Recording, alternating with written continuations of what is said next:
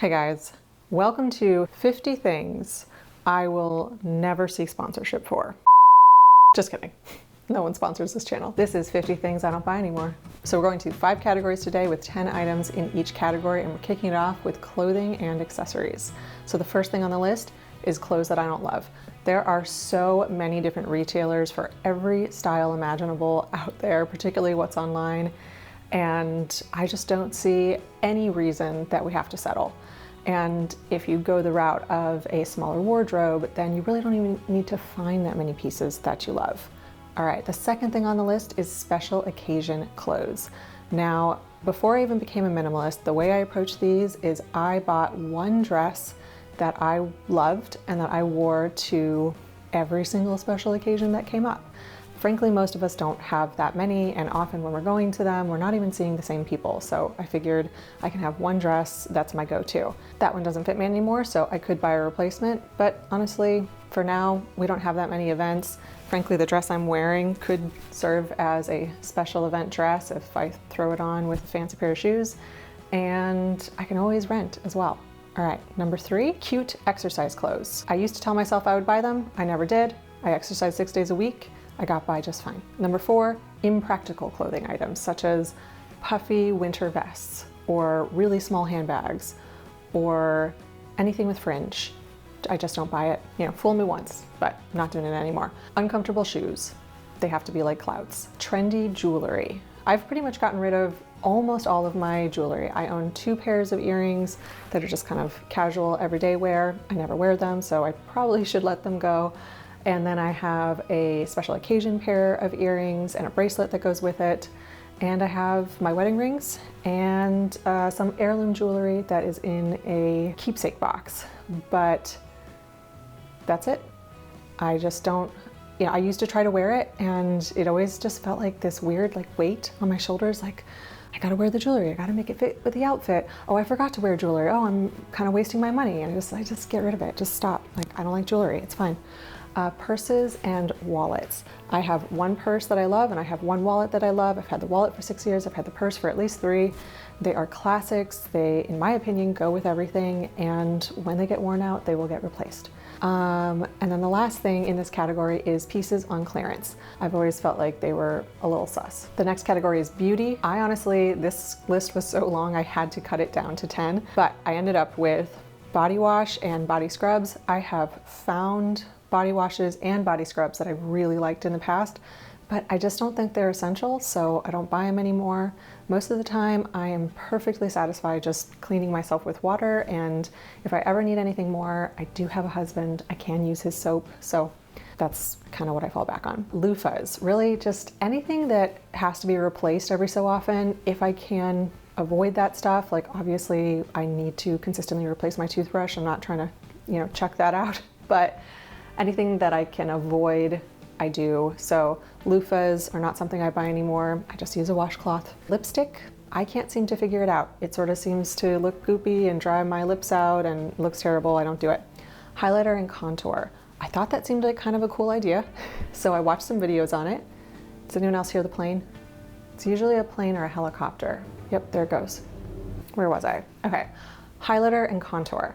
I kind of thought that seemed like an interesting idea, something to look into when I first learned about it, and I watched 1 or 2 videos on it. I was like, wow, this is incredibly complicated, and I cannot, so not doing it. I do, however, wear a little bit of bronzer. Blush, I also don't wear blush. That is because I have a skin condition that makes my cheeks turn red anyway, so even after I put on my foundation, it's just a matter of time before that natural flush starts to come through. Multiple eyeshadow packs. I own one. That's it. I've been buying literally the exact same CoverGirl eyeshadow pack for like 15 years, maybe longer. Like I might have started buying it when I was 18, which would make it 20 years. But anyway, I buy the same 4-pack. I use literally one color in it at this point. I used to use all 4, but I just use one color. Most days I don't even wear it, but for the occasion that I do like to put it on, and that's it. I may end up eating my words on this one, but hair dye and highlights. I've been doing it for years, especially, you know, as I started going gray, but now I have enough gray to where I kind of feel like my gray can be my highlights. That said, I still have a lot of like hair highlights in my hair. So as those grow out more, I may end up changing my mind. But for now, we are testing it out. Nail polish and nail polish removers, obviously. It's too fussy. Like, I think a lot of the stuff you'll notice in my beauty section on the list is just like, it's just too fussy and tedious to deal with, and I don't want to. And you know, kind of the great thing about minimalism is you sort of step back and you evaluate the things that you used to think were kind of just sort of a standard, essential part of being a woman or a human being, and you get to decide whether or not it's really for you. And a lot of beauty stuff is too fussy. It's not for me. Okay, and then the final thing in this category is hair products. So like mousse, gel, hairspray, masks, oils, serums, like anything to make your hair look better than it naturally does. I've definitely tried and even found products that I liked for these things in the past, but I recently stopped using them and I see absolutely no difference. So my hair is what it is. Like, it's the color it is, it's the volume it is, it's the thickness, it's the amount that it is. It's just, you know, it's fine. I've found a haircut that works for me. I go and get it, you know, trimmed up every 10 to 12 weeks. I never get a different haircut. Like, the only thing you will ever notice in the difference between my hair is the length of it. And that just tells you how long it's been since I had my last haircut. So one thing I do, however, use and still purchase is lotion, body lotion. And I would kind of like to stop. Does anyone know, if you just stop using it, will your skin adjust? Because right now my skin looks a little rough when I'm not wearing it. Next category, arts and entertainment. You're gonna notice with this list that I don't like crowds. So concerts, fairs, festivals, theme parks, sporting events, plays and musicals, movies. Yeah, I don't do any of those things. And oh, so much freedom to accept that I don't like concerts. I don't like them. I went to a concert, my very first concert is probably in junior high. I fell asleep. It was a rock concert. I was bored and I didn't like all the people around. So yeah, it's not for me. So, you know, I'm almost 40 and I finally accepted this is just not a thing that I want to spend my money on or go to. I do have kids, so probably in the future I will end up taking my kids to these things, you know, on 1 or 2 occasions just to make sure that they have the experience, you know, and I'm not completely depriving them in life. You know, they get to experience these fairly common cultural practices. So, but ultimately, you know, if Steve and I had our preference, like we'd rather take him to the beach or to the mountains or disc golfing, like that's just what we're gonna do. Next thing on the list is music. I don't pay for it. New books. Caveat of new. I do generally try to avoid purchasing books, but every once in a while I will, in which case I buy them from Half Price Books. Otherwise, however, my first go-to is the library, either the digital loans, which are just amazing and I can get them all through download through my phone and Kindle, or obviously hard copies. The librarians know me well. And then the last thing is streaming subscriptions. We've paid for them in the past. We may decide to pay for them in the future. Currently we are not, so it's on the list. All right, next section, household. First item in household is extra linens. So towels, extra sets of bed sheets, extra napkins. We have 4 napkins, we have 4 people. We have 6 towels. We have, again, 4 people in our family, but you know, guests every once in a while, so it's good to have an extra towel. Paper towels, you'll definitely maybe have noticed paper towels in past episodes or videos on my channel, but I am testing living without them.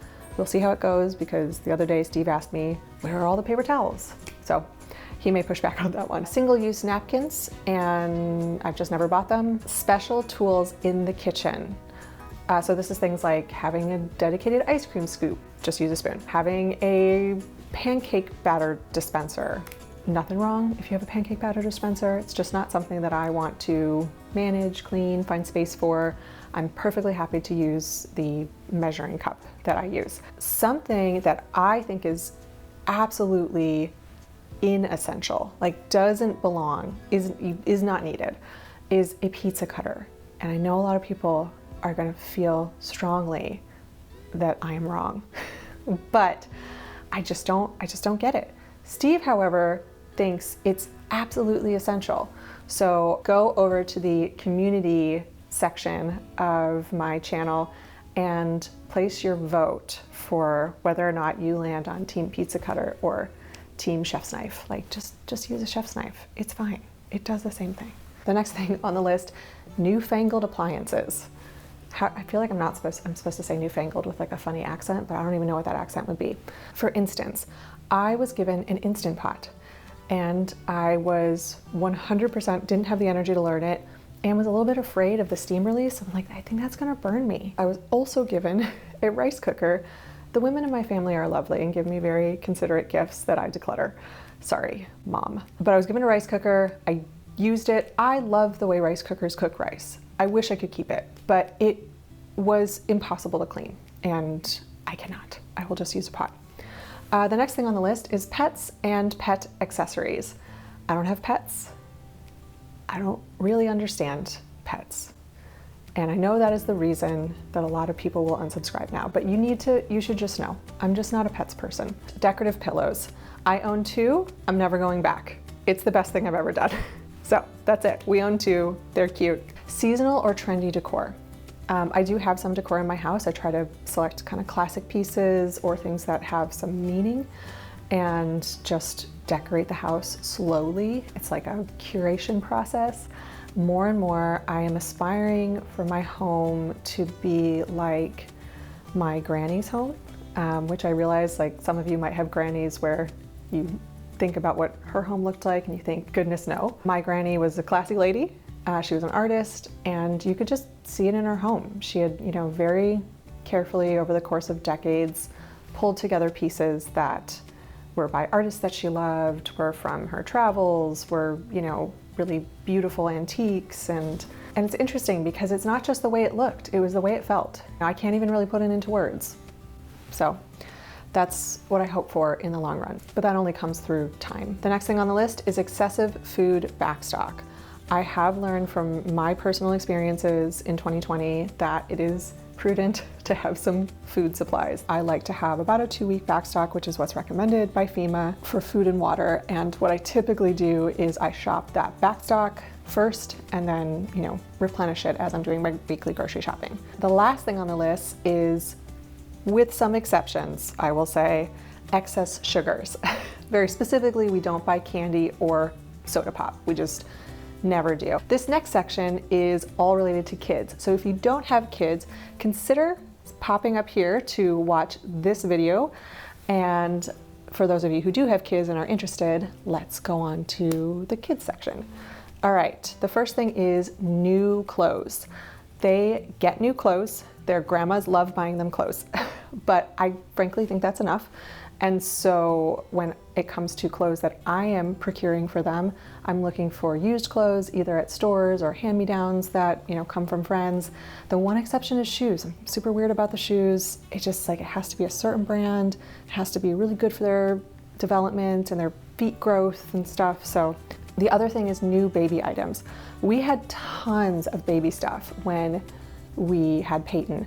A lot of it was hand-me-downs though. A lot of it came to us through secondhand. People are so ready, if they're done having kids, or if they're even like out of the baby phase, but the next baby hasn't come yet, they are so happy to share. They're so ready to find a new home for that stuff. So ask around, chat with your friends, see what comes up. That's what I do.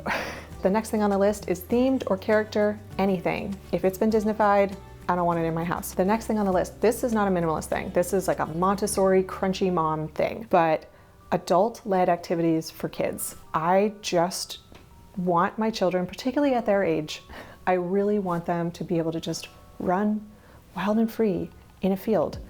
And like following their interests and yada yada. I don't want them to go to like a dance class and, have some instructor telling them to plie and, hold second position and so on and so forth. I started dance when I was 10. I was fine. I caught up real quick. And before that, I ran wild and free in a field. Craft kits. Yeah, I'm not ever gonna buy craft kits, never have. I do have a pretty minimalist collection of art supplies. We've got tempera paint sticks, which I absolutely love and will link to because they are awesome. Watercolors, glue, paper, scissors, stickers, crayons, colored pencils, no mess markers, which are so great with a 1-year-old because you can just let them run free all over the house with an open marker and they can't cause any damage. A hot glue gun that I don't let them use yet because they're way too little. And I think I already said scissors, but scissors in case I didn't. Subscription boxes for kids, like those toy subscription boxes. I absolutely used to buy them and I might go back to it. I haven't decided yet, but I needed a break because even with those being the primary toys I bought, I still felt overwhelmed by the toy box that was coming every 3 months. Here comes more toys. What are you gonna do with it? How are you gonna organize it? How are you gonna pick it up? And the older she got, the smaller the pieces got. So I just needed a break. With that, kids' books. We used to get our books through the toy subscription. You know, now the only books that come into the house, these are not things that we purchase. The only books that come into the house come through the Dolly Parton Imagination Library. Once a month, each of the kids gets a new book through that and our local library. You guys are gonna hate me for this one. Birthday gifts. I don't buy my kids birthday gifts, but their grandparents do. I have an unreasonable fear of the Dudley Dursley effect and that I will end up just sort of like having to trump year after year, like another big party, another big gift. You know, I'm like, no. I want it to be boring and consistently the same thing every year. We have dinner at Grammy and Papa's house. Both my kids' birthdays are in the summer, so we go swimming, we make a cake together, and then they open gifts from their grandparents and their beloved uncle, who is just a very sweet man and single, if anyone's looking. Duplicates. If you're a parent, you will know what I mean. Now, of course, they do have duplicates. I'm waging a war on the duplicates that are given to them by other people that come into the house. But, you know, if you have a doll, you have a doll. You don't need another doll. If you have a water bottle, you don't need multiple water bottles. If you have shoes, you got shoes. I do, however, do shoes for different occasions. So sneakers, sandals, and rain boots. And that seems sufficient to me. And if her shoes don't perfectly match all of her outfits, that's fine. She's young and cute. She can look a little quirky. And the last thing is so random and specific, but it's all I could think of, is the Elf on the Shelf. Haven't bought it, never gonna buy it. I've heard too many regrets from other parents, so not doing it. All right, that's it. 50 things I don't buy. Until next time.